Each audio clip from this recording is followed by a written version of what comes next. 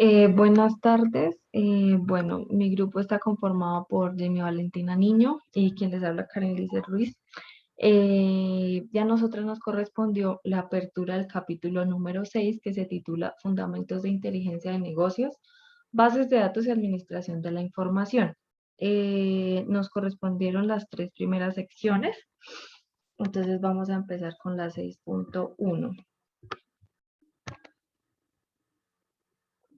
¿Cuáles son los problemas de administrar los recursos de datos en un entorno tradicional de archivos?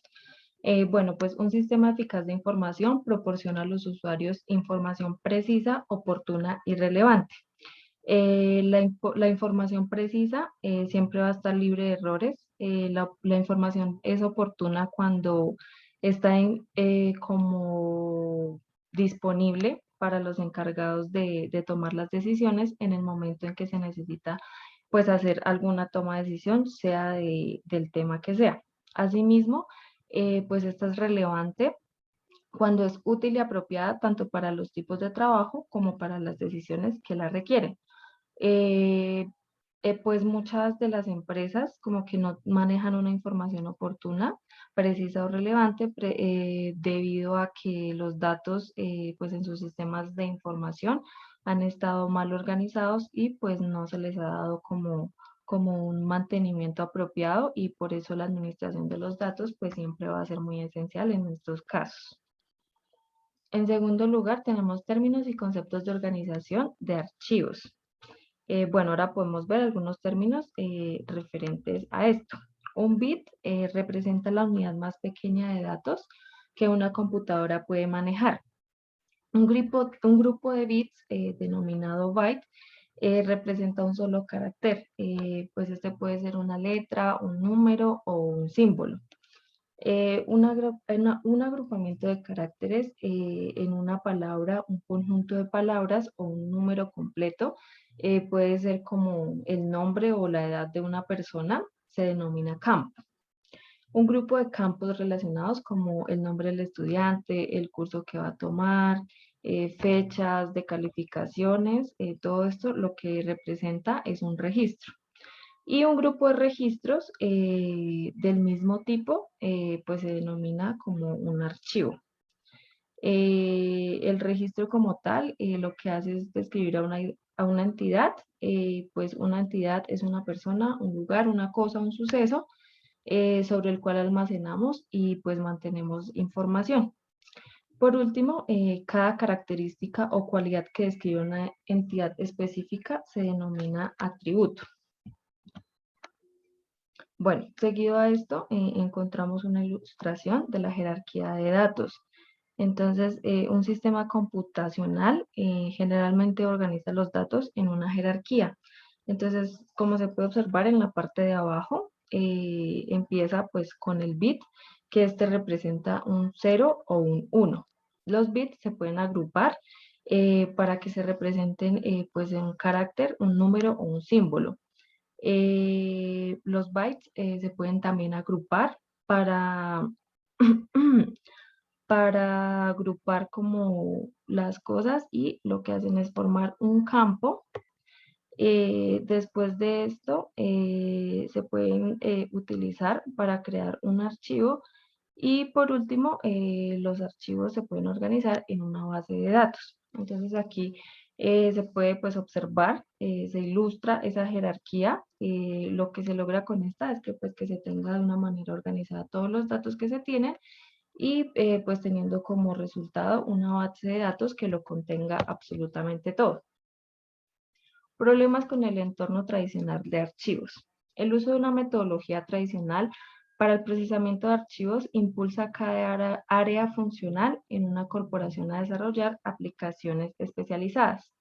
Cada aplicación requiere un archivo de datos único que probablemente sea como un subconjunto del archivo maestro. Y estos subconjuntos producen redundancia e inconsistencia de los datos, produce inflexibilidad en el procesamiento y desperdicios de los recursos del almacenamiento como tal. Bueno, entonces a continuación voy a explicar una por una. Entonces, la redundancia e inconsistencia de datos. Esto representa como la presencia de datos duplicados en varios archivos, de modo que los mismos datos se almacenan en más de un lugar o en más de una ubicación. Esto ocurre cuando diferentes grupos dentro de una organización recolectan por separado los mismos datos y pues la almacenan como en archivos totalmente diferentes. O sea, cada grupo lo hace independientemente.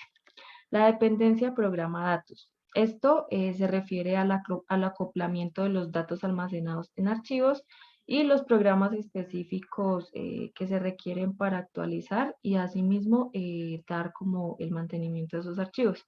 De tal forma que los cambios en los programas pues requieren cambios en los datos también. Todo programa de cualquier computadora tradicional tiene que escribir la ubicación y la naturaleza de los datos con que se trabaja. En un entorno de archivos tradicional, pues cualquier cambio en un programa de software, pues va a tener que requerir un cambio en los datos a los que se accede pues al programa. Está la falta de flexibilidad, la seguridad defectuosa, entonces como aquí hay poco control, o también se puede decir que hay muy baja administración de los datos, el acceso a la información, así como su diseminación, pueden estar totalmente fuera de control.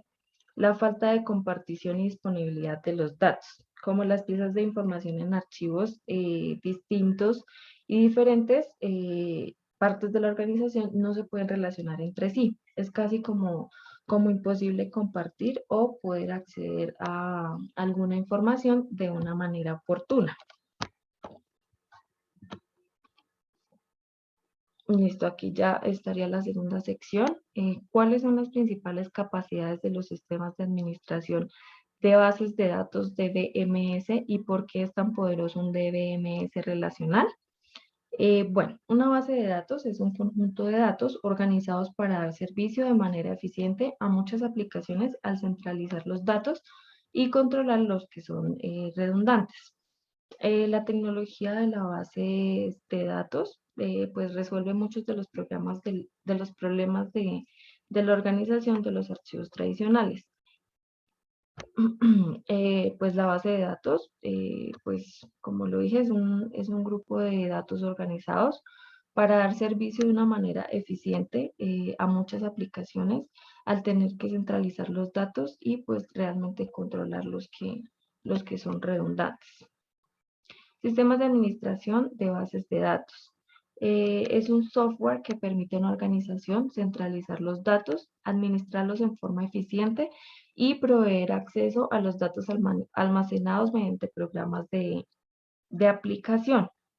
Eh, este software de administración se encarga de que la base de datos física esté disponible para las diferentes vistas que sean requeridas por los usuarios. Por ejemplo, en esta figura, hacia la parte izquierda, tenemos una base de datos de recursos humanos. De intermedio está el DBMS y a la derecha tenemos las dos pistas posibles. En la parte de arriba tenemos pues la de beneficios y otra es de interés para un trabajador de nómina dentro de una organización.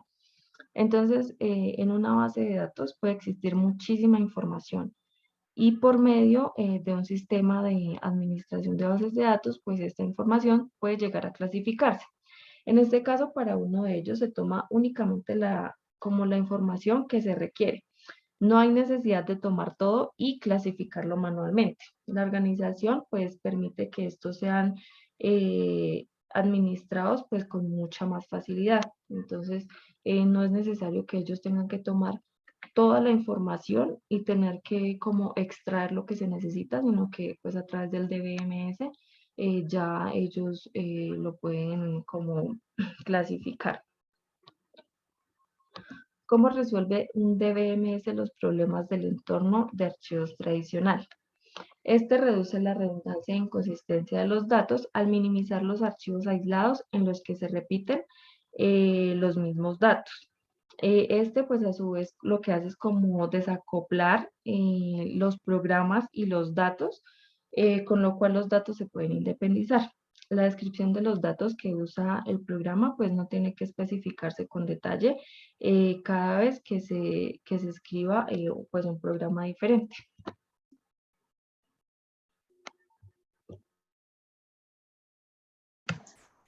Buenas tardes. Para continuar, vamos a hablar del DBMS relacional. Pues estas bases de datos relacionales se representan por medio de tablas bidimensionales, es decir, como normalmente llamadas relaciones. Y a continuación vamos a hablar como, les voy a hablar y les voy a explicar como una tabla, la figura 6.4, en la cual pues aquí se ve cómo se organiza una base de datos relacional con la adecuada información sobre proveedores y las piezas. Entonces, la base de datos tiene como una tabla separada para la entidad proveedor y una para la entidad pieza. Entonces, cada tabla consiste en una cuadrícula en la que se obtienen columnas y filas de datos. Cada elemento individual que podemos observar en la tabla es como la entidad que almacena como un campo separado en la empresa, y cada campo pues va a representar un atributo para dicha entidad o empresa. Digamos que los campos en la base de datos pues tienen como son las llamadas columnas, como lo pueden observar, y para la entidad proveedor, pues se necesitan los datos como el número de identificación de proveedor, el nombre, la calle, la ciudad o el estado, y el código postal. Aquí también, pues, se señalan campos muy separados en la tabla de proveedores, y pues cada campo, como ya lo había dicho, representa un atributo para cada entidad proveedor. Listo. Eh, Ahora vamos a hablar de las bases de datos no relacionales y bases de datos en la nube. Los sistemas de administración de bases de datos no relacionales, pues han sido como una de las tecnologías base, como con un estándar de oro, y que más ha sido clasificada. Em, Estas se usan como un modelo de datos pues que es más flexible y está diseñado para manejar grandes conjuntos de datos entre varias máquinas distribuidas, y también pues acelera las consultas simples contra, digamos, que grandes volúmenes de datos o de información estructuradas y no estructuradas. Digamos que si hablamos digamos, de la parte pues de la nube, pues la computación en la nube, todos los datos, los volúmenes de datos sin precedentes y las enormes cargas que se tienen de servicios en la web, pues como que están buscando constantemente una necesidad de almacenar nuevos tipos de datos que tengan nuevas expectativas, nuevas alternativas de bases de datos, eh, pero que vengan guiadas como el modelo tradicional, para que pues no sea como más difícil. Entonces, pues el modelo tradicional para organizar los datos está con las tablas, las columnas y las filas. Entonces, pues digamos que todas las empresas ahora están recurriendo a dichas tecnologías de base de datos no relacionales, que son las NoSQL, que pues esto es una amplia clase de sistemas de información de bases de datos que difieren al modelo clásico de SGBDR, que es el sistema de gestión de bases de datos relacionales, pues para dicho fin. Entonces, digamos que los sistemas de administración de bases de datos no relacionales, pues usan modelos de datos flexibles, como ya lo había nombrado. Listo. Ahora voy a hablar de las capacidades de los sistemas de administración de las bases de datos. Un DBMS incluye capacidades y herramientas para organizar, administrar y acceder a datos en la base de datos, pero pues lo más importante entre ellos está su lenguaje de definición de datos, el diccionario de datos y el lenguaje que se usa a la hora de la manipulación de datos.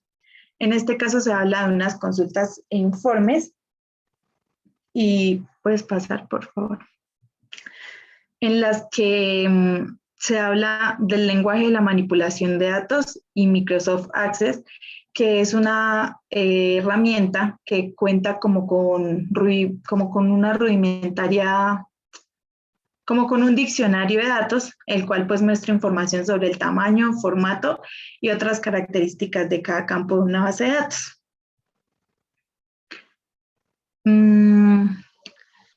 En la sección 6.3, ¿cuáles son las principales herramientas y tecnologías para acceder a la información de las bases de datos y mejorar tanto el desempeño de negocios como la toma de decisiones?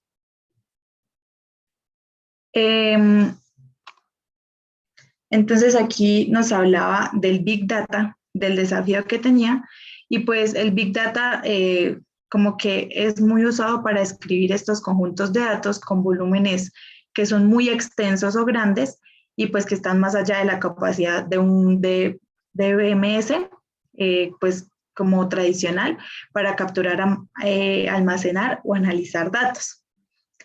También hablamos de la infraestructura de inteligencia de negocios. Pues pasa.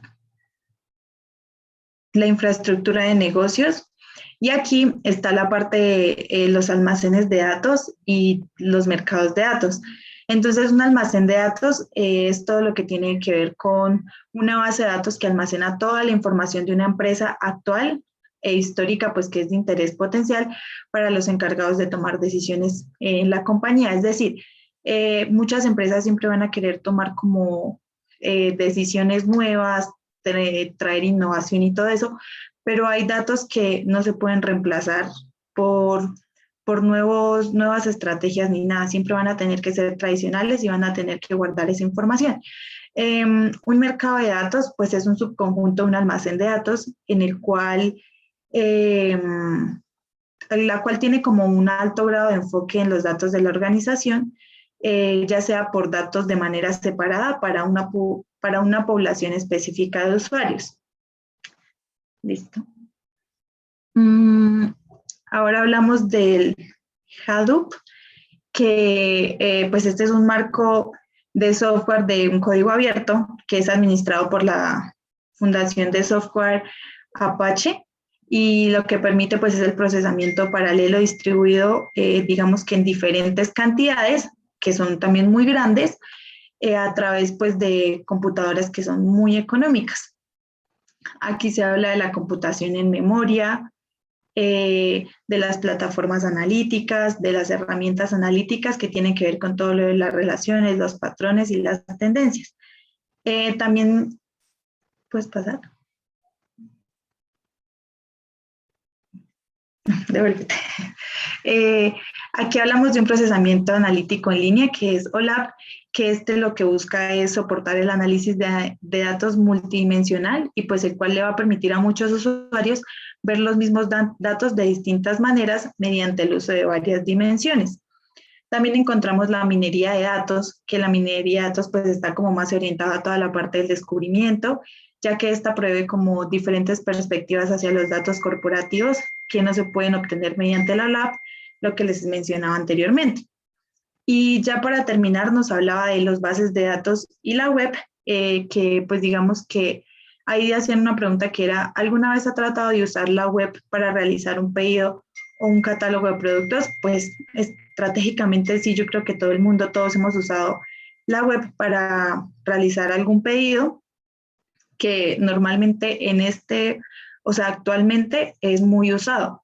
Entonces, ahí nos hablaba de un ejemplo que digamos que un cliente con un navegador web deseaba buscar información de precios en la base de datos, pero que eran vendedores como muy minoristas. Entonces, dicho usuario accede al sitio web del vendedor a través de medios electrónicos de Internet mediante un software de navegador web en su computador, en su PC.